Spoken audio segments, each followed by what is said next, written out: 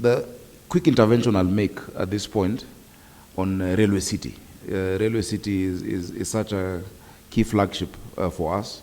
And we had made a request as Nairobi County that just in the same way the relocation of Wakulima market is part of the project, the relocation of the bus, the terminus should also be part of the project. Because if you look at the hub of the NMT, and we're talking about intermodal, transport, some people will still have to end up in the matatus. We have looked for where to integrate them within the central business district, and there is completely no space. The only space we can get is where we have Easy Coach right now, right next to the Railway City. If we can incorporate that as part of the project, I think the project will really move faster. And High Commissioner Neil, I hope that we can think about that. We've explored all options. The Green Park has not worked, and in fact, we have proposed change of use of what would be the Green Park terminal. It has not worked. All the pilots that have been done have failed to take off. I know Kenha is currently doing some tunneling around that area, but we need to reconsider. So I hope we can have that conversation, because the Green Park will be a hub for all of these modes of transport, the BRT lines, the commuter rail, etc. I have seen the impact of NMT.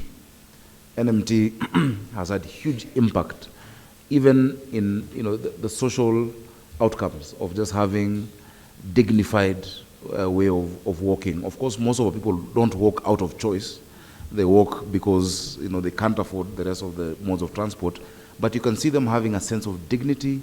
You can see the children smiling. You can see the women appreciating in the areas where we've done NMT. We want to do more of that as Nairobi County government, as well as cycle lanes, so that we can ride to railway here, for the next meeting, in future, we should be able to ride our bicycles.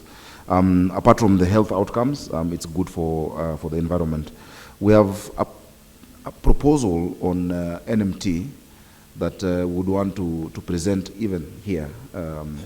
If you look at the Nairobi River Regeneration program, the Nairobi River, Mathare River, and Ngong River present a very natural route for people to walk.